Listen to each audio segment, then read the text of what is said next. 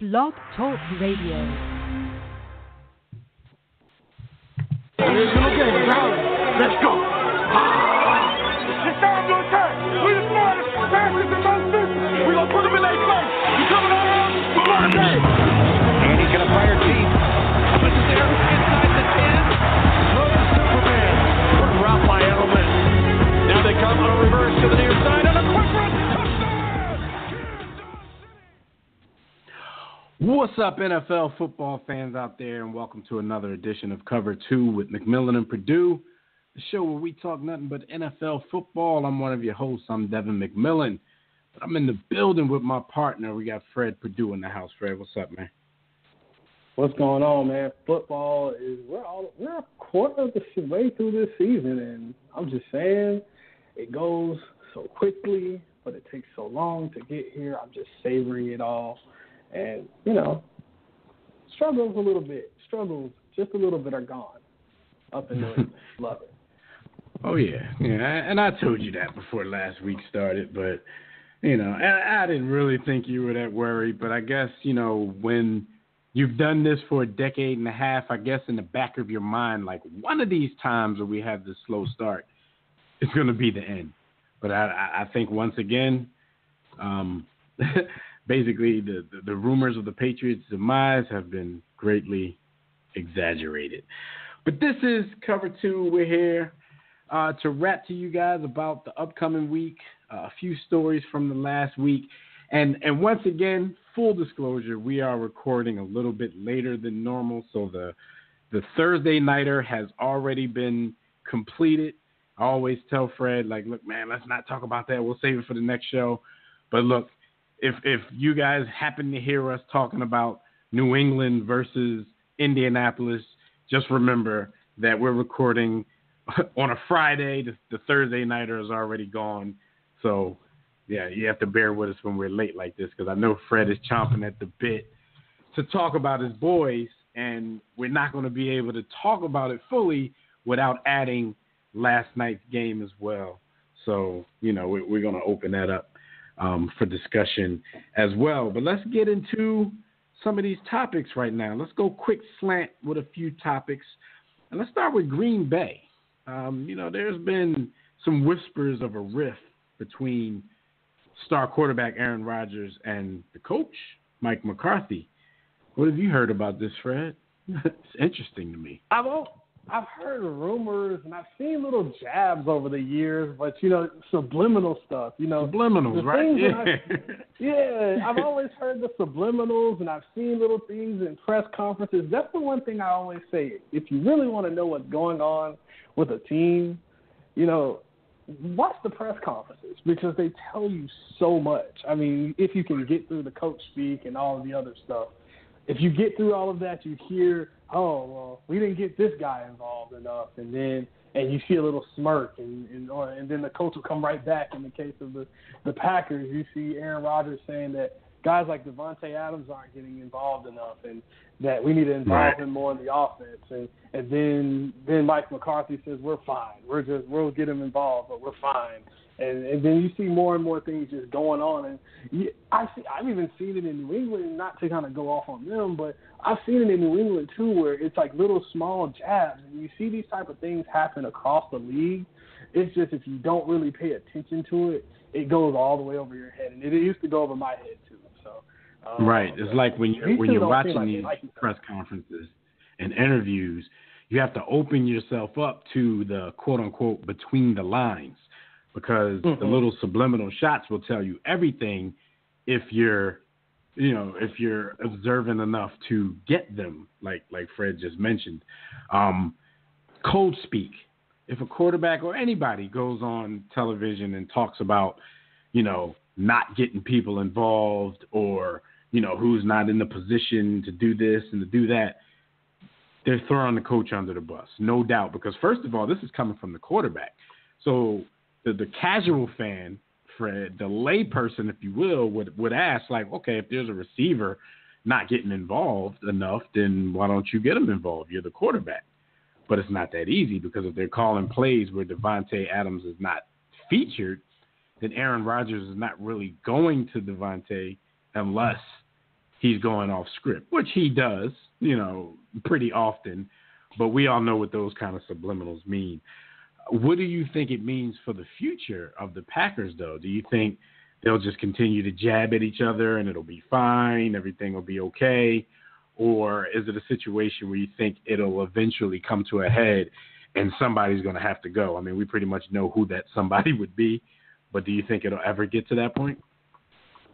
I don't think it'll ever get to that point unless, and this is where you throw that big asterisk up there, unless they suck. You guys start losing again. Right. If you're not making the playoffs and the Bears start making the playoffs and they start blowing you out, or if those same shootouts turn out to you come out on the losing end of a lot of those. I mean, personally, I'm not a big fan of Mike McCarthy. He's a decent play caller, but as far as head coach material, I've never really been a fan of it. I think really the Packers in general, they haven't been great. If you take it, we saw what that team is without Aaron Rodgers, and the Packers are one of two teams where they're so quarterback reliant that if those guys aren't there, you really don't know what you're getting. It's a mixed bag week to week. Right. No, and I think I agree with you on that point, because for me, I think Mike McCarthy is one of those dudes who was fortunate enough to have some good success pretty early in his head coaching run, and for some reason, it's he gets to stick around for a long time because of it, which is, I mean, I can't have it both ways. It's kind of refreshing in a league that's giving people 2 and 3 years to make it to places that the damn franchise has never been, and they're getting rid of people. But at the same time, some coaches do, I think, overstay their welcome. Jeff Fisher comes to mind.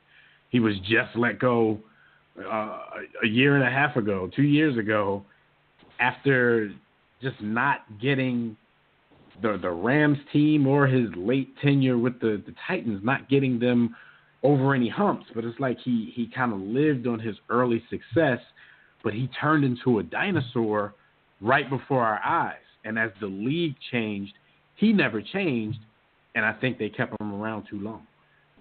Like, definitely, in hindsight, there might have been a lot of players who were better than we thought they were, who fizzed out of the league because they had to play for Jeff Fisher. Luckily, Jared Goff got from under that cloud, and now he's out here. Yeah, definitely. I mean, and see, for me, when I look at it, football is the same game. We do different things to it, but it's essentially the same game, but you have to be creative with it. I mean, you literally have to know nowadays you're quarterback reliant. And because you're quarterback reliant, you have to put the pieces around that quarterback and give him and those pieces may not necessarily be offensive pieces. I mean, and I know that just throws you for a loop sometimes when you say you need to give the quarterback some help. Well, the help could be on the other end of things on the defensive side, where you don't force him to have to score 30, 40 points week in and week out. Give him some help and give him a pass rush. I mean, guys like Blake Bortles have success because they have a defense on the other end that keeps the score down, makes it where he doesn't have to make critical throws. Or a guy like an Andy Dalton, where you give him tons of weapons and an okay defense. Granted, you may not win a Super Bowl with it, but look at where these teams are. The Bengals and the Jags, for example, they're great on one side of the ball, and you give them weapons and they find ways to win. And maybe you find a coach who can literally scheme their way out of games. Right. Talent doesn't always win. Coaching matters in this league, and I think Mike McCarthy is slowly getting out. And the bad part is he has the pieces. He has the Ty Montgomery, who is a complete X factor, like a Tyreek Hill. You don't really have a position for him, so you can use him in different ways. You have a Randall Cobb, who's a little bit of an older vet that's very much like him. You get rid of Jordy Nelson, but you bring in Devontae Adams is elevated, Geronimo Allison, you have a Jimmy Graham. How many weapons do you need to give Aaron Rodgers at this point and the offensive line stop? So what's the problem? Yeah, That I gave you my theory on McCarthy. I mean, some other guys that I could name that are probably in the same boat, probably like I'm about to call him Epps. I was about to call him Omar Epps over in Pittsburgh. Yeah. I literally call Mike Tomlin Omar Epps more than I call him Mike Tomlin. Mike Tomlin might be somebody in that boat as well. I want to say Marvin Lewis, but Marvin Lewis is in a different boat. Like, it's not even about success. Admittedly, early success for the Bengals would be making the playoffs because before he came, they were just the Bungles and they didn't necessarily make playoffs too much. But, the other two guys that I mentioned, they had Super Bowls pretty early in their coaching tenures. I'd still, Marvin Lewis is still a case study for me that I can't understand. There's what's pictures, going on, whose photos he has, or what bodies he knows, and where they're buried. It's crazy with him. But let's move on to the Atlanta Falcons, who seem to be in a little bit of a panic mode, sitting at 1-3 in a division that many people thought that they'd be competing for. Not that they're not at 1-3. We're not going to just jump completely out the window on that yet. But they've been banged up a little bit. They're going to get Devontae Freeman back this week. What are your thoughts about the Falcons in panic mode? Should they be in panic mode? This one's an odd one because they're the only team at 1-3 you don't want to see because they can score a ton of points on you. They can't stop anybody. I literally called that Bengals game last week and I said, and for some reason, the Bengals can score. Yes, the Falcons can score, but who are they stopping? That's the problem. And this Falcons team reminds me of that Falcons team a few years back where Matt Ryan was having to pull Hail Marys out of his you-know-what, and sometimes those don't go your way. Julio Jones is leading the league in receiving yards, but he has no touchdowns. Yeah, you got the rookie. You got the rookie Calvin Ridley. He's leading the team. He's top of the league in touchdown reception. But are they correlate? All of these numbers, are they correlating to wins? No. Obviously not. He's not. And even if you got one stop, because I kind of peeped game on this team a few years ago how they're building it. This team is built like those old Colts teams. You get up on a team, you put all your resources to the offensive side. You give them a couple pieces on defense, some good pass rushers, maybe a decent couple secondary pieces, and say, we're going to score 30-plus on you every week, and somebody has to get a stop. We're going to force you to have to be a one-dimensional team, and we're just going to pin our ears back. The problem with that is if a team can score with you in a shootout and you have to stop somebody, you're in trouble. I don't want to play this 1-3 team, and I'm not ready to hit red alert yet. But 1-3 is not good, and you're at the bottom of your division. Tampa, and the problem is also Tampa started out pretty well. So and they've cooled off a bit, but they started out pretty well. So you were banking on, even if you're going to be kind of bad, you're not fourth place in your division bad. You're like maybe second, maybe third, and you guys are tied at 2-2 bad. Not yet, though. No doubt. And, it's a talented team, especially offensively. Like you said, Julio Jones is getting receptions, getting yardage, but he's not scoring. And I think, that works. That doesn't work in the favor of the Falcons because that's everybody's main focus when you play against them is to keep Julio Jones out of the end zone. So, nobody running around bragging about how many yards and receptions they can get if they're keeping your main weapon where you need to keep people from actually winning games. So, at 1-3, especially in the division that they play in, maybe panicking is the right move at this point because you don't want to let Drew Brees and company, or Carolina for that matter, run away with this division and go ahead and claim another division title and wild card as they did last season. I mean, Atlanta did eke in there as the final seed, but I don't think they can rely on that every year. Like, they're too talented of a team. Stop somebody. Find a way to get your superstar into the end zone. Find a way to be a better team in the red zone. So it is panic time. Speaking of panic time. By the way, they do play another team. They played 3 really good defenses in Carolina, New Orleans, and Cincy. Well, now they got to play against a team that can move the ball up and down the field. We've seen what these Steelers can do, and we'll get to that later. But it just seems like they can't catch a break where they can get a team that they can get down early and do what they want to. Their schedule doesn't really line up for them to really see that type of team at any point.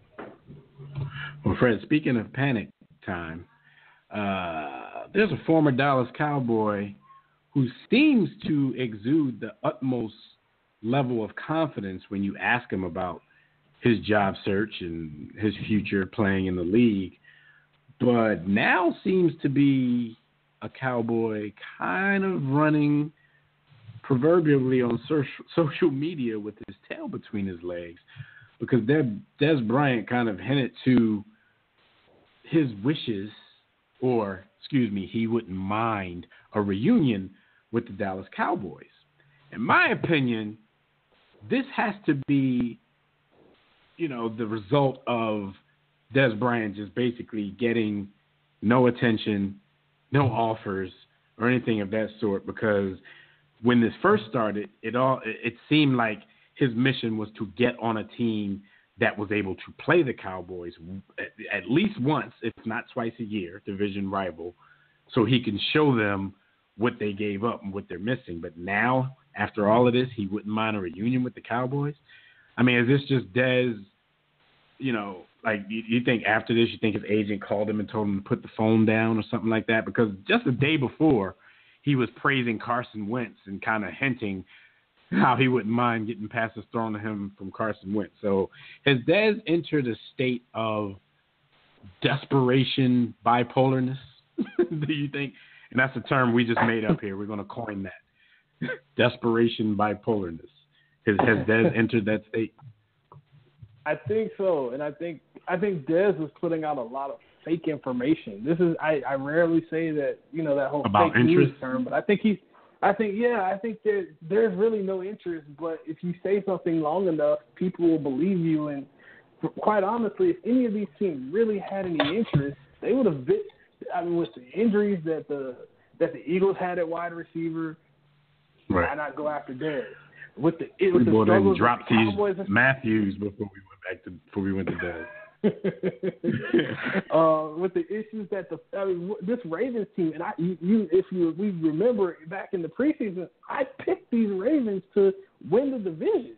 So this team is 3-1, and they could possibly use another big play down the field. We know Flacco likes to just load up and throw it downfield. Wow, he could be a big help for them. And with the struggles that Dallas is having, why not? But he would need to be a big help for somebody for that. Because your man Jerry Jones said that he doesn't believe that a reunion with Dez is in the best interest of the team. Then he tried to elaborate and say he doesn't think it's in the best interest of either side. Jerry, just say you don't want Dez because you can't speak for him. A reunion right now, a contract from anybody is in the best interest of Dez Bryant. And if he has, the mental capacity to crawl back to the Cowboys to get a job, then anything's in the best interest for him right now. So don't speak for Jerry him. Jones just be a man and say we don't want Dez. Jerry Jones would rather take a knee in support of Colin Kaepernick before he would let Dez Bryant back on the field. Just saying. That's crazy. All right, Dez, man. We wish you luck, though, man, because, I mean, I know you have as well. We've both given Dez Bryant, critical. We criticized Dez, but it was constructive criticism about his game, about maybe some things in his personality that was hindering his game or his chances of remaining in the NFL. But I still think, even though I don't think Dez Bryant is a great route runner, I don't think he's a route tree, can run every route tree on the tree type guy. I'm getting all that mixed up. Can't run every route on the tree type guy. But I also don't think that there are this many receivers in the NFL, the ones with jobs, that are better than Dez Bryant. Like, you still have yourself a physical specimen that you can throw to in a pinch because he's physical enough to box out, jump with, or do whatever with any of these defensive backs. And I know, his last few years in Dallas, you can see that the fall off, the decline was kind of sharp, but I still think that there should be at least a place in the league for Dez right now. So it's kind of crazy that he's out here begging. The problem with Dez is he just doesn't separate much. And in the NFL, where separate at all. The NFL has the game is now. Notice, Fred. No longer, notice how I said box out and jump over defenders because he's not getting away from him, so he has to get physical. If you really pay attention to how the league is working now, is you have to. The older you get, the receivers have to be able to play in the slot. You've seen the evolution of guys like Julio Jones, A.J. Green, Jordy Nelson, even Larry Fitzgerald.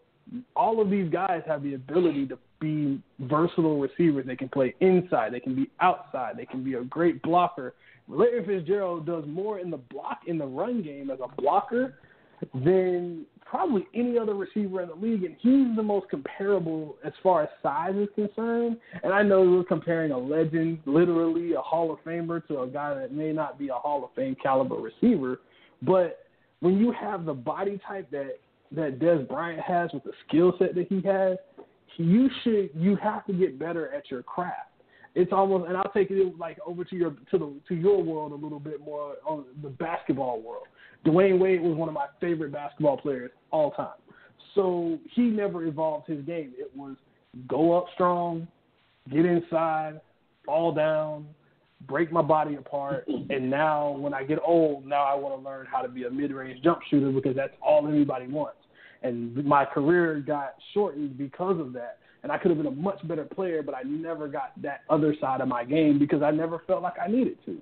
Dez doesn't feel the need to be a great blocker. He doesn't feel the need to play in the slot. His hands aren't the best. Dez, right. You waited too late. You are what you are at this point. You're not getting any better. You're only declining. Dez is T.O. without the hard work. I like that. Same attribute, but T.O. worked so hard that he overcame everything that, people said he didn't do well. Dez is not really overcoming those things. All right, so Isaiah Crowell,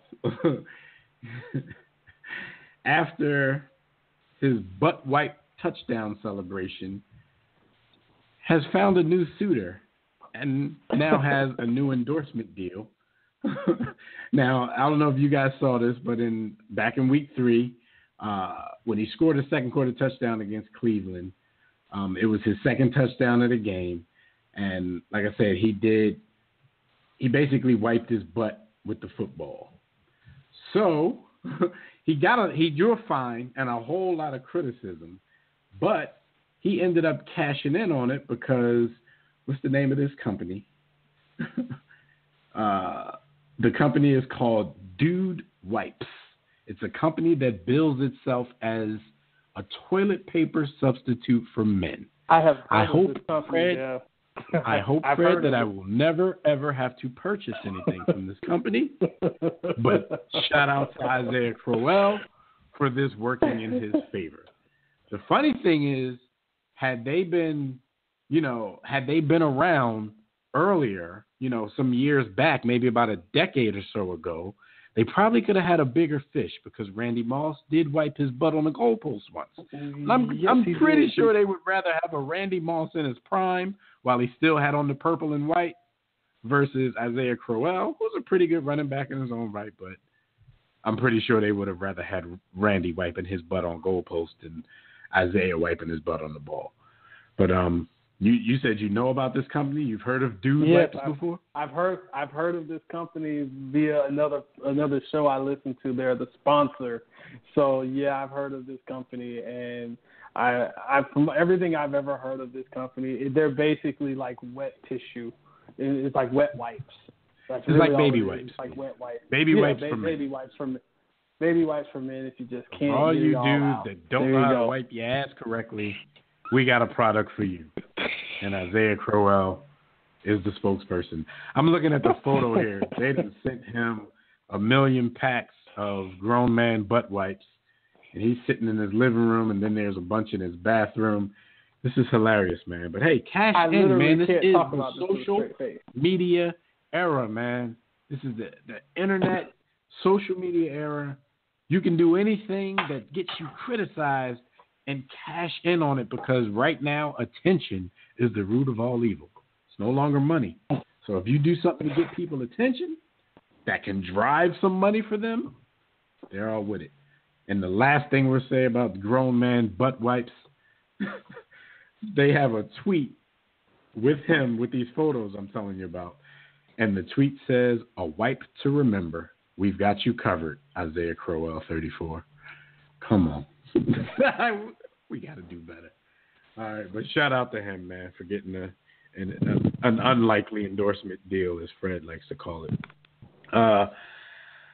So Michael Kendricks is suspended indefinitely. Remember, he went over to the Seahawks while appealing any kind of NFL punishment for his insider trading arrest and trial that he has coming up at some point. You got any thoughts on this? I mean, I kind of knew that it was coming down the pike. That's why it was surprising to me. Not really surprising, but it tells you how much Seattle was banged up at the time that they were willing to take on somebody who they didn't know from week to week, if he was going to be there or not. And now he's not going to be there because he will be serving an indefinite suspension due to his legal woes. You got any thoughts on this, or you pretty much saw this coming? I saw this coming. He was only playing on appeal. Yeah, he was only playing on appeal. I saw this coming. When you mess with insider trade, that's one of the things you don't do. And quite honestly, you really made more money playing in the NFL than you have doing your insider trading. If I remember correctly, he made only about $1.5 million compared to his $20 million that he's made in the NFL. Mm-hmm. That, my friend, is called hustling backwards. So you deserve that. Yeah, I don't have much to say about that, but I guess somebody will keep your Super Bowl ring warm for you while you're in the pokey. But shout out to Michael Kendricks, man. He's my guy, but hey, you got caught, man. There's nothing really I can do to defend that. All right, so let's go deep on week 4 for a minute. Jess, anything that stood out to you and your thoughts overall on the first quarter of this NFL season? What you got? When I think of the NFL, and like you said, first quarter, we break it. Most every team in the league, they break it down like a real game, or like a real game. It's first quarter, first 4 games, and throughout these first 4 games, I see a lot. If I could recalibrate some of the things we predicted, a lot of things kind of stand pat. The Chiefs have, like I said, one of the best offense in the NFL. I thought they were going to lose at some point. They still haven't. Pat Mahomes is 14 touchdowns and no interceptions. It's mind-boggling. He's pretty much the story of the first quarter of the NFL season. They still haven't been able to shake this young guy yet. And last week, Denver was the best adversity that he's faced thus far. So statistically, he wasn't on the same level as his other games, but he stood in there against a crazy pass rush, he has a nickname crazy at defense. This point. And I think I would venture to say this, Fred. I would venture to say his worst game statistically was probably the best game of his career because he showed you something that a lot of people. I mean, because that when you're shining and you're just running away from teams like they were the first few weeks, and he's throwing touchdown after touchdown, and it's getting easy. And what does everybody say? Oh, we want to see how he is when the going gets tough, when there's some adversity. And throughout the first half, maybe first 2.5 quarters of that game against Denver, there was adversity. And he wasn't able to just sling it around the yard like he was used to doing in the first few weeks of the season. But he stood tall. You know what I'm saying? He kept it together, and he made play after play when the plays weren't really there to be made. So, I don't like to jump on bandwagons too early, but it looks like this kid may be the real deal. I've been on it. Come on, jump on with me. I've been on the bandwagon since off season. I've been here since the off season, and I'm not jumping off anytime soon because I said this offense is going to be a really bad. It's going to be a big time bust because Texas Tech quarterbacks are really just don't have a good history in the NFL, or all the things that I expect to happen are going to happen, and there was no in between. For me, also, when I look at from the top, you say the Rams, they aren't really dominating like we thought they'd be dominating. But the one thing, despite being 4-0, they haven't really been just completely dominant. I mean, even when I'm looking at their last game against the Minnesota Vikings, who in a minute I'll tell you too, they haven't been all that great. The Rams, their front line guys are great, but when you start talking about number 2, number 3, number 4 behind these guys, the Aqib Talibs, the Marcus Peters, the Aaron Donalds, when those guys come out the game, then what? And that's right now it's starting to show because Aqib Talib is out for the season. Marcus Peters is banged up. And Ndamukong Suh hasn't had the impact numbers-wise, but he's been pretty dominant, being able to push the pile with Aaron Donald. The offense is the story. Jared Goff looks like a completely different guy from even the first 2 seasons, and we see the progress. Todd Gurley looks good, very, very. I think the only thing this team is really missing, and I think they'll probably go after that in the next couple seasons, is a tight end. They really could use a really nice tight end that can stretch the field, can be a nice inline blocker. But you're not training for that. But if they had somebody like that, this team could be dang near unstoppable. On the other end of things, we thought the Vikings would be the most balanced team and most dominant team only because of their defense, their running game. They have 2 good receivers, and now you complete the puzzle with Captain Kirk, a.k.a. First Cousin, a.k.a. Captain Checkdown. And he's been exactly like running speed. Steady, but not great. Running game hasn't really been there. Something that I just really love. And quite honestly, I'm worried for this team because the offensive line was the one thing I kind of missed in all of this was, and usually the fat boys up front are always the group I always look at and say, how this group goes, this team goes. But I thought they could overcome that, and they can't overcome this because Captain Kirk is not a mobile quarterback at all. So the running game makes the passing game work. So the team might be in a little bit more trouble than we thought. Yeah, the funny part about it with the Vikings is because I definitely think they're a big story at the quarter pole, sitting there with a surprising record of 1-2-1. We were used to seeing the defense dominate. And if you would have told me, the Vikings will be 1-2-1 to start out the season, the first 4 games, I would think, okay, it's taken Kirk Cousins a little while to acclimate himself and get the chemistry with the guys. But that's not really the case. I mean, Kirk Cousins is out there. He has about almost 1,400 yards, 10 touchdowns, 2 interceptions, 69% completions, 103 passer rating, 69 QBR, something like that. And I'm really damn near paraphrasing off numbers that I saw earlier because I don't have them up in front of me. But, you would be surprised that he's playing that well and this team is 1-2-1 because you think the defense was going to be there to hold them up throughout any growing pains and struggles. And it's kind of been the defense that's not living up to what we expect from them. It's supposed to be a top 1, 2, 3 defense in all of the NFL. And it hasn't been so thus far. That game last week versus the Rams, though, that Fred, we've been chomping at the bit to mention. I know it's old news now, and I take credit for that. And I think I made, like I said earlier with your team, that's probably not the right decision. If we record late, let's just talk about the Thursday nighter, hell. But that game lived up to everything it was supposed to be, and what it was supposed to be was maybe an NFC Championship preview. But if Minnesota keeps having shootouts with teams and losing, then we might not see them in the NFC Championship game. I mean, they have a game coming up, a rematch of last year's NFC Championship game against an Eagles team who's a little bit desperate at this point. So it doesn't get any easier for the Vikings after this struggle of a start.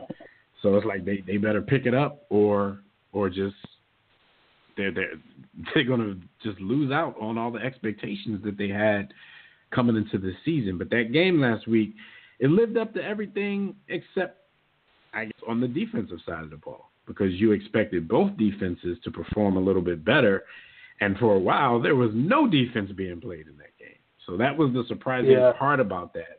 But it also gives you hope, especially, as a Rams team and a Vikings team, that if the defenses come to play, if they get their stuff together, then they know that they have, high-powered, explosive offenses to complete that team. I just thought it would have been the other way around. I thought, especially for the Vikings, if they had any trouble acclimating their new quarterback, the defense would be there to hold it down and still keep them in enough games to win while they went through those struggles. But, I don't want to see them struggle like that, but for this next week against the Philadelphia Eagles, taking my objective hat off and putting my fan hat on, I need Minnesota to go ahead and be 1-3-1 after this week. So for me, I pose this question to you. I say, who's been the most surprising team to you, and who's been the most disappointing team to you? So far. Well, I guess disappointing. I've already talked about that. That's Minnesota and everything that I've already said about them. Surprising to me, I think I would have to go with the Chicago Bears. I mean, I didn't pick Kansas City to be 4-0. I didn't even pick Kansas City to win that division. But I'm still more impressed with what the Bears have done so far than anybody else. They make the big trade right before the season starts. Khalil Mack basically is in Chicago, outplaying the whole Raiders defense at this point. I've been pretty critical of Mitchell Trubisky and some of his reckless, inaccurate, bad decision-making type play. But as the weeks progress, he's gotten a little better, and he had a breakout game for the ages last week with, 6 touchdown passes. Not sure that's going to happen every week or even come close to happening every week, but it showed that the potential is there. And I knew the potential was there, but, there was always that criticism from the standpoint of, first of all, they reached to take him. They took him too early. They gave up things that they didn't need to get him. And like I said, I thought his play was a little bit reckless, erratic at times. But he does show you, if he can play under control, if he can play with confidence, that he could be a really good quarterback in this league. Man, he kind of reminds me of his predecessor. He's kind of Jay Cutler-like with his. Like, the arm talent's there. Not on a Cutler level probably, but it's his head. If he can get out of his own way, he can be a good quarterback. And we've seen moments when Jay Cutler got out of Jay Cutler's way, he was hard to stop. Like, we got Fred with his famous, when you got a quarterback like Jay Cutler line. And as much as I clown him about that, I understand what you're talking about. And what was funnier to me at that point, the funniest part about it is I used to be the guy defending Jay Cutler. I just thought you came along a little late with the Jay Cutler defense. But I used to be the guy defending him and believing. Really quick. I jumped off of that real quick. Yeah, you have to. Jay will make you jump off of that because, like I said, it's nothing consistent about his play. Jay Cutler will go down as the second coming of Mr. Colt. Damn. Oh. I had a brain fart with my name. Not Mr. Colt. Peyton. Mr. Colt who was drafted by the Colts a long time ago and had the same type of talent, same type of expectations, but had the same type of attitude and work ethic. You're not Jeff George. Talking. You're not Jeff George. Yeah, Jeff George. Yeah. So that's my surprising team. For me, surprising team, you may say, if I say a team is 1-2-1, you'd say, what are you talking about? That should be a disappointment. But at the beginning of the year, I said the Browns are going to be somewhat competitive, but they're not there starting yet. to score points, though. They're starting to back up Jarvis Landry's claim, so we could put 40 on you at any given time. And if I told you that this Browns team would start the season with Corey Coleman, Josh Gordon, and Jarvis Landry as their number 1, 2, and 3 receivers, Tyrod Taylor would start the season, and you would you'd be okay with that. Then they lose Corey Coleman, they cut him, they trade Josh Gordon, they change quarterbacks from a proven veteran to a rookie who makes plays and wins a game. And by the way, they haven't lost a game by more than 3 points. Every loss has been 3 points or less. They've scored at least 40 once in a game, and they're scoring in the upper teens, low 20s. For me, in every game, they haven't learned how to win yet. And that's going to come with time. I was about to say, that's a young team and a fairly young coach, young as far as experience goes. Like you said, they haven't learned to win those games yet. Like the talent is there and it's on full display, but when it's nut cutting time, they still Browns it up. Oh yeah, and that hopefully that unless there's a real curse there, that'll be gone at some point. And we're going to have to sit down really quickly and talk about how everybody's just, got to reckon with these damn Browns. That time is coming. The Browns may be a really good team, and Ben Roethlisberger, hey guys, you got to understand, Ben Roethlisberger will not be around forever. Joe Flacco won't be around forever. It'll be him and Andy Dalton. When Baker Mayfield's in his prime, Andy Dalton will be at the back end of his career. So let's put that all into perspective. And if these Browns keep progressing, even if the win total keeps going up maybe 2 ticks every year, by year 5, they're a 10-win team. And then what? So for me, they have been I want to see more from Myles Garrett. I love watching him play. I just want to see more and more and more from him. On the other end of things, my most disappointing team has been the Atlanta Falcons. I love this offense. It's probably my second or third favorite offense in this league, behind probably the Chiefs and the Patriots. You love that offense. Hate that defense. Yeah, I love this offense. I hate this team. Makes me want to just pull my hair out because they have Lynn wrapped up, and it's just like they cannot get out of their own head since this 28-3 thing happened in the Super Bowl. It's like, what happened? I'm not gonna blame it on that, Fred. This is status quo for the Atlanta Falcons. Me and PJ, when PJ used to be one of my co-hosts on the War Room, we used to talk about it all the time, and this was 6, 7, 8 years ago. The Falcons would have all of these expectations, and people would talk about how good the Falcons are, and the Falcons would go into the playoffs and absolutely choke. And we had this running joke on the show about how we didn't believe in the Falcons. They broke through and made it to the Super Bowl, and right when we were about to give them their props, they reset it with the comeback from the Patriots. But it definitely didn't start there. That was just a hard reset. They erased all the stuff from out their phone and started over from Choke City. I got to move us on, but I want to mention 2 more teams, neither in the surprising nor disappointing category, because they're both kind of middling.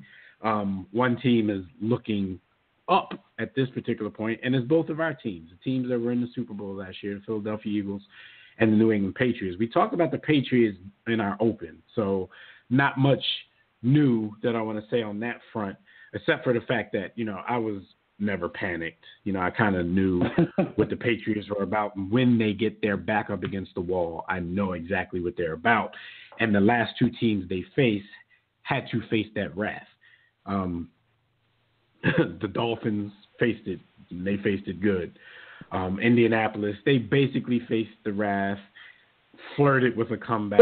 They came back a little bit, though. Yeah, although I'll pull back the curtain. We're both about to, mail it in on the game. I admit I stayed up because I saw what I saw, I didn't believe that the comeback was going to be on. I think I kind of got excited because Andrew Luck was my fantasy quarterback, and I'm like, okay, he's going to get me some points at least, even if they get blown out. But there was never any worry for the Patriots. The Eagles, on the other hand, I think they've blown 2 games. I think they've actually blown their 2 most winnable games. You had Tampa Bay, and then you had Tennessee. Those are the games. Like, you look at the schedule, they might have been the ones that you kind of locked up. So right now, the Super Bowl champions aren't beating the teams, quote unquote, that they're supposed to beat. You have this reintegration of Carson Wentz, and that hasn't been as smooth. He's not playing badly, but I see there's a lot of things that he's missing mentally. I hear a lot of Eagles fans complaining about the offensive line and how, oh my God, the offensive line has fallen way off.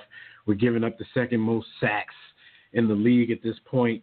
But to me, that's casual fan speak, because if you actually look at the game, there's a lot going on as far as teams blitzing the Eagles right now. And it may be to test out that knee, to see if he's mobile, to see, where he is in his comeback progression. But what I see in these situations, Fred, I see Carson Wentz. If I see it, I'm sure he sees it. I see pre-snap movement on the defensive unit's part to tell you that something's coming, and I see Carson Wentz ignoring it. I don't see him checking out of plays. I don't see him changing plays. I don't see him, I don't see much concern for that. But then 4 seconds later, he's on his butt, and everybody's talking about the offensive line. Newsflash, people, 5 guys can't block 6. 5 guys can't block 7. So if the quarterback nor the coaches are going to adjust, coaches in the fact that, a lot of these sacks are coming on empty back sets, you're not helping with a chip, you're not helping with a block from the running back or anybody like that, and your quarterback is basically ignoring signs of blitz, then this is what's going to happen. So I don't think it's time to bail on the offensive line. I think they're still one of the best in the NFL, but they have to be utilized properly. You can't go out there and ask 5 guys to block 7 and then get upset when they can't. So that's my 2 cents about the teams from the Super Bowls, the Super Bowl last year. You want to add anything before we go on to our pick'em segment, Fred? I think you covered it all. These 2 teams, I think the only thing I'd probably have to add actually would probably be the Patriots they finally got all their weapons back, and now Tom Brady has all of his toys. They're healthy now, and that's where it gets really scary. So now that you have all of these weapons, you're going to see a little bit of a different Tom Brady where he's not as jumpy anymore. He's not the offensive line looks like it's getting better. Left tackle Trent Brown looks pretty good, 6'8", 380. Just saying, that's a big massive man. Josh Gordon can tell you how good the offensive line is after catching a touchdown with that Tom Brady held in his hands for damn near 7 seconds. He wasn't even on his route. Like, his route was done. He was improvising. And the crazy part was, in that play, the coverage was pretty good. The throw was pretty bad. But this is what happens when a receiver goes and gets the ball. And he went and got the ball for a touchdown. Exactly. All right. Exactly. So let's go to our pick'em. The first on our pick 6 actually was the Colts versus the Patriots. We've already given you full disclosure that this is hindsight, but if you heard the show last week and the confidence that I bestowed on the Patriots and me borrowing a line from Aaron Rodgers with the RELAX, pretty sure you know that I picked the Colts to win the Patriots to win this game and win it pretty easily they did. What was your pick on that one, Fred? Of course you know what I picked in this one. I picked the Colts. I'm joking. I picked the Patriots. Of course I picked the Patriots. All right, so Ravens versus the Browns. This game will be in Cleveland. 3-1 Baltimore going to see the 1-2-1 Cleveland Browns. Who you got in this one? This one's a very interesting one because it is in Cleveland, and Cleveland hasn't lost a game by more than 3 points. Defense is playing okay. Baker Mayfield's not terrible, but this Ravens defense looks pretty good, and they're actually scoring points. They held the defense was always going to be good, but now you see the offense moving a little bit. Michael Crabtree still got a little bit in the tank. They have two pretty good tight ends in Max Williams, led by Max Williams. And when I look at the running game, it's not great, but it's effective. As long as you're effective with the running game. Joe Flacco, play action over the top. This is what this team is built for. They're going to confuse. They're going to move a lot of pre-snap movement is going to bother Baker Mayfield. It's in Cleveland, but I believe in the Ravens enough to say that the Ravens will pull an ugly one out. Again, I picked this team to win the division, and they've knocked off three pretty decent teams, or actually two decent teams, in the Broncos and the Steelers, and they've done it in pretty impressive fashion, holding both teams to only 14 points apiece. Their only loss is to an in-division rival, Cincinnati. They lost that game by 11 points, but Cincinnati's been a pretty decent team. So if that's what you're coming out of at this point, 3-1 with your only loss being to the Bengals, who are leading the division, pretty good. I'll take the Ravens in this one. Very close, though. Watch, the Browns are going to make this one closer than you think. The running game for the Ravens, like you said, is like the only obscure part of their team right now. My head says I want to pick Baltimore to go in here and eke a win out against a team that both you and I have already expressed is vastly improved but doesn't know how to win these games quite yet. My heart wants me to pick Cleveland and say this is where they beat a good team and, start something special, start their way to their 6 wins that they're going to get this year. This one's difficult for me. I'm going to go out on a limb here, and I'm going to take Cleveland getting a big win here. I'm going to take Cleveland getting a big win so they can have their second Super Bowl parade of the season versus a division rival. All right, let's go to a great AFC matchup. We got two immovable objects, basically. We got the Jags defense versus the Chiefs offense. What do you think? This one's going to be interesting. I've always said a defense travels. An offense has to make provisions. So when I look at this game, I say Jacksonville, they're going to take their defense, they're going to take their running game, and they're going to shut down these pace. They won't shut it down, but they'll do enough to keep Blake Bortles happy that he doesn't have to be in a shootout. Jalen Ramsey has already started the jawing. He's actually lived up to the billing so far, but he said a lot about Tyreek Hill, including that he wasn't even an all-pro receiver. He was an all-pro kick returner and special teamer. So those shots have already been fired. I think the defense is pretty good, but the offense has got to catch up. Leonard Fournette's not playing in this game. That adds a little bit of extra difficulty to this one. But I'm taking the Jags. At some point, Pat Mahomes has to have a bad game or even an average game. He has to at least throw an interception at some point. This may be that point. Give me Jacksonville to win this one, and they finally kind of get it together offensively, too. Because the Chiefs' defense is butt. Yeah, ass. I called them both immovable objects, but maybe, just maybe, that Chiefs offense is the irresistible force in this equation. So, you know the age-old question, what happens if an irresistible force meets an immovable object? We will find out on Sunday at around 1 p.m. Eastern time. The Jalen Ramsey, Tyreek Hill thing. I would be in agreement that Tyreek Hill, he's more of an athlete than just a receiver. I mean, we know that. He didn't even come into the league as a receiver. But he's such a high-level athlete. These words have been exchanged. I'm going to go out on a limb here I think Tyreek Hill takes Jalen Ramsey's lunch. And I think that is the catalyst leading to a Kansas City win. This game for me is a kind of home field advantage toss-up. If this game is in Jacksonville, most likely I'm picking the Jags. The Chiefs, we know about that Arrowhead noise. It's one of the hardest places for road teams to play. The best teams, to play in those type of environments, though, are teams with dominant defensive units. So if anybody has a chance to win there, it will be a team like the Jags. But I'm gonna go 5-0 for Andy Reid and his Chiefs. Ooh. And I'm gonna pick. At some point, Andy Reid's gonna do something silly to let a game go. The game is coming. He is. But you know when it's gonna start? It's gonna start against a team that they're favored to beat by 12 to 14 points. That's when the spiral's gonna start. Who's on the schedule after these guys? It's going to happen sometime after the Jags. They're going to beat the Jags.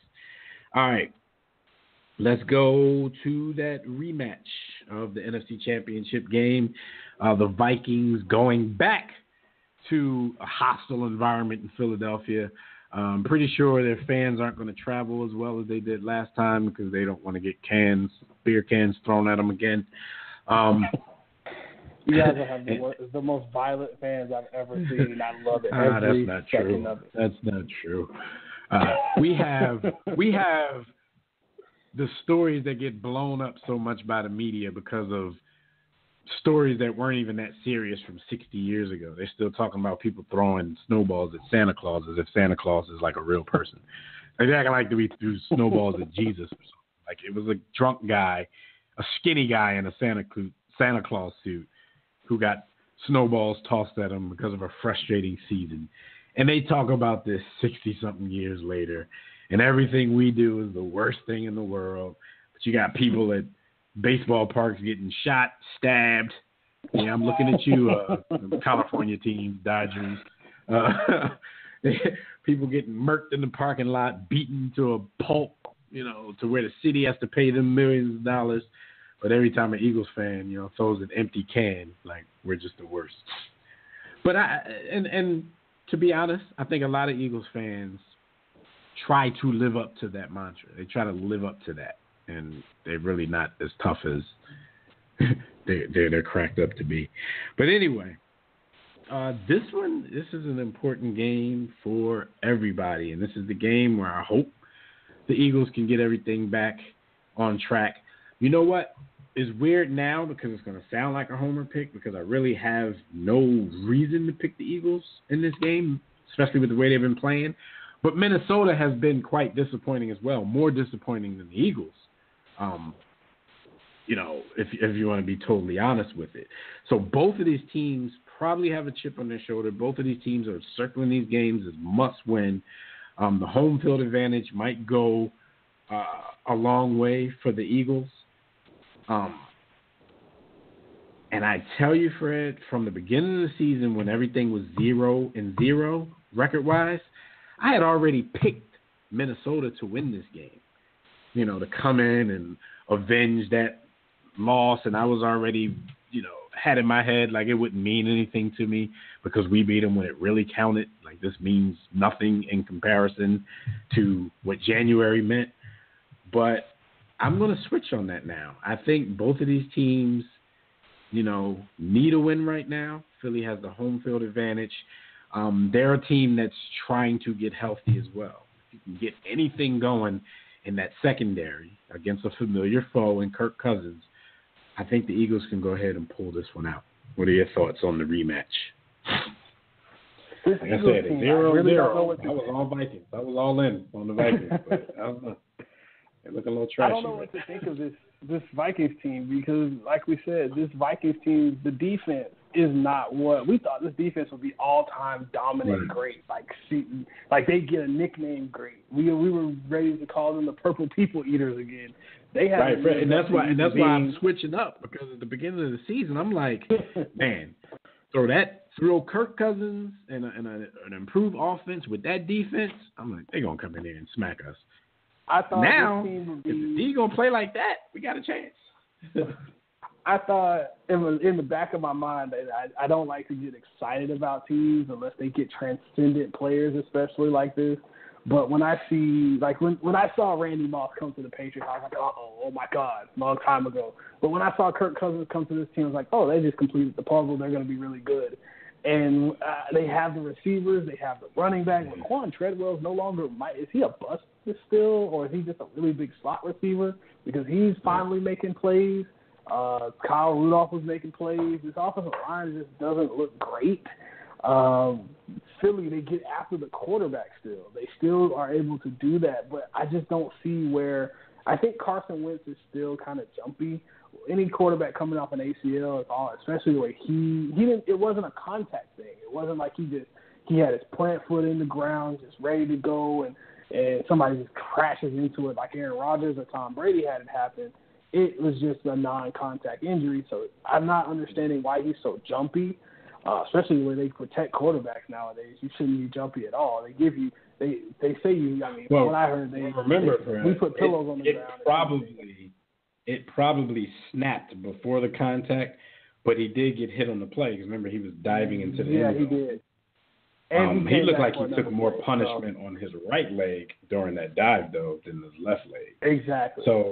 So even if it snapped before, just add that hit to the equation. Yeah, he probably a little shaky. I think the defense will take care of the Eagles. This game is the Eagles are at home for this game, correct?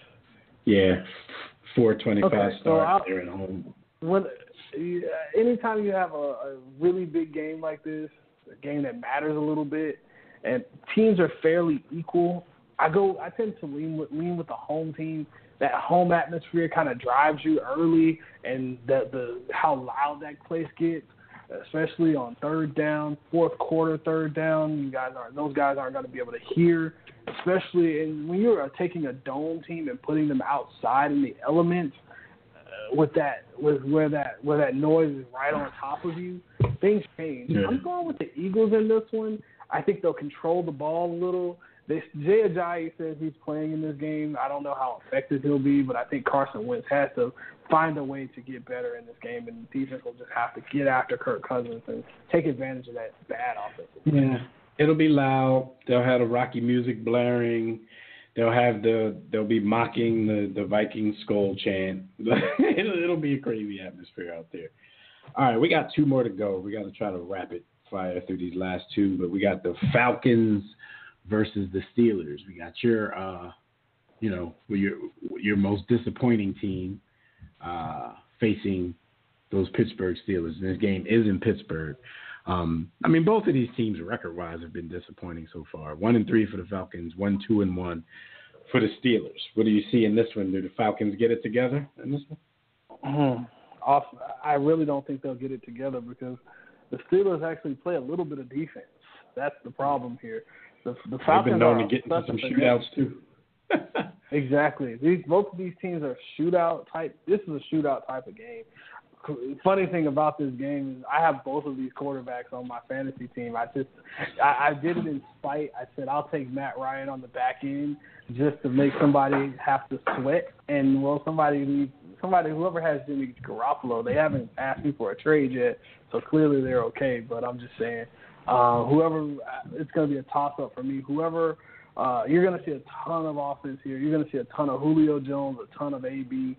I think what will make the difference in this game is Big Ben can extend plays. That's what really helps this Steelers team. Getting the ball to Juju Smith-Schuster is going to be huge for him. Getting the ball to Vance McDonald is going to be huge. Jesse James is going to be huge.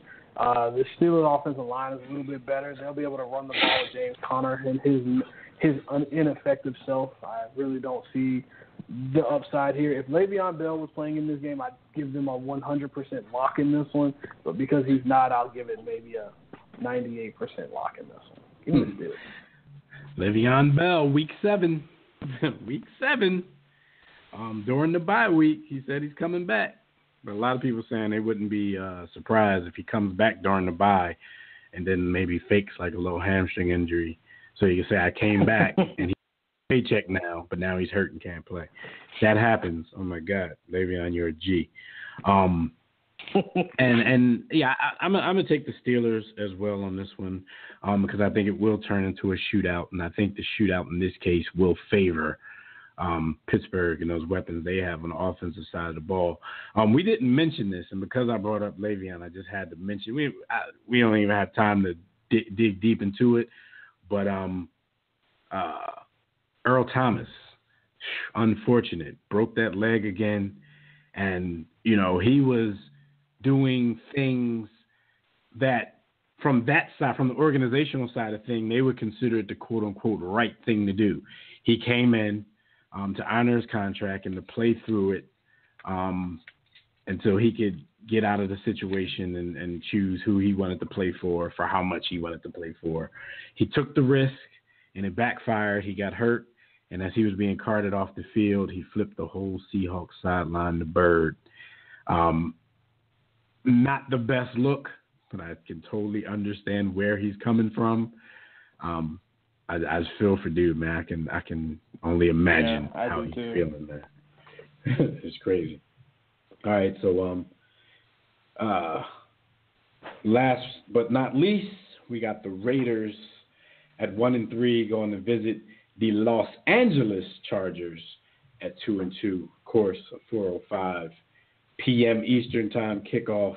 I'll start with this, and I'm going to be brief. I got San Diego in this one. I just think the Raiders still, they're not getting the kind of pressure that your man John Gruden would expect to get on the quarterback. And if they're not going to get pressure on Phillip Rivers, he's going to chop them up, tear them apart. Yeah, don't say. Yeah.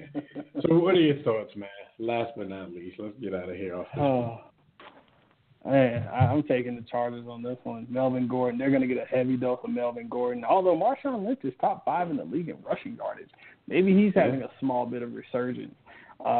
Phillip Rivers does Phillip Rivers things. This defense will do Chargers defense things. Melvin Ingram and company will have to get some pressure on a not-so-great offensive line. Haven't got a chance to see these Raiders much. Want to see a little bit more after seeing what Khalil Mack has been doing. You could just put him 1-on-11, and I think he'd still get more pressure than this Raiders defense. So we'll see. This Chargers offensive line is a little bit better than they were a couple years ago, but I think they're just going to get a heavy dose of the run. And if they do, that's what they're supposed to. They're going to get a heavy dose of Melvin Gordon. They're also probably in the passing game going to get a heavy dose of Austin Eckler out of the backfield. So they're going to have to deal with these these Los Angeles running backs one way or another. And I just think, for at least this week, they're going to have too much for the Raiders. So there you have it, folks. That's our Pick 6 segment. We're about to get out of here. This has been another episode of Cover 2 with McMillan and Purdue.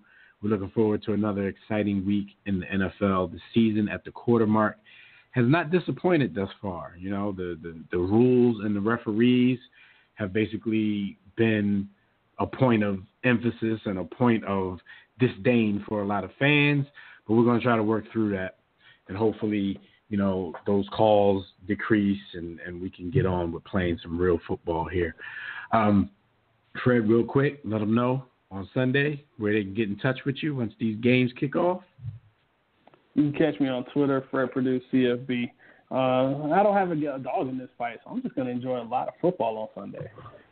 No doubt. I at least don't have a dog in the fight until about 4:25 p.m. And then next week, after we're the Thursday nighter, I'm going to get to enjoy a whole Sunday with no tense moments, just like you're going to get to enjoy this week.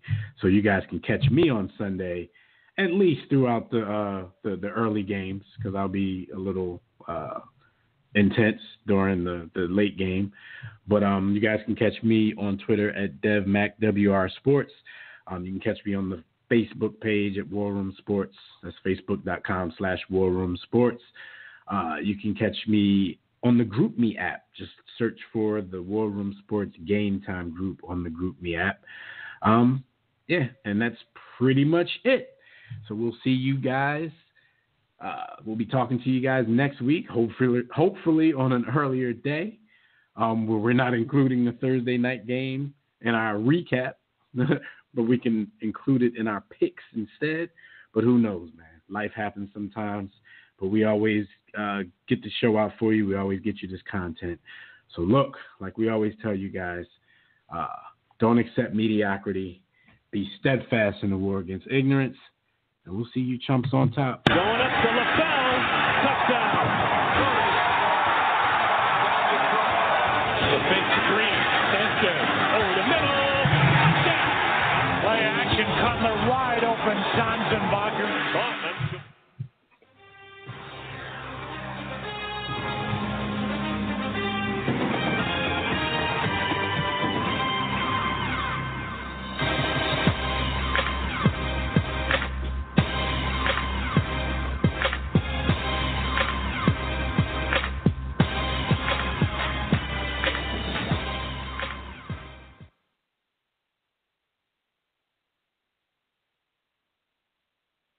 War Room Sports, www.warroomsports.com.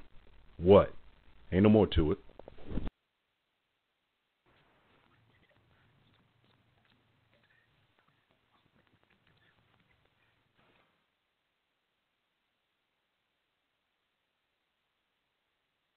Hey there, your yard took a real beating this summer. Luckily, Scott's Turf Builder WinterGuard has your back. Just feed your grass with Scott's again this fall when the air is cool and the soil is warm. It's the perfect time to give your lawn a boost. If you do, WinterGuard will give your yard the nourishment it needs to help weak, thin grass recover and support root growth, giving you a greener, more resilient lawn both now and next spring. Guaranteed. Grab a bag of Scott's Turf Builder WinterGuard today. You'll be back to barbecuing in no time. This is a Scott's Yard.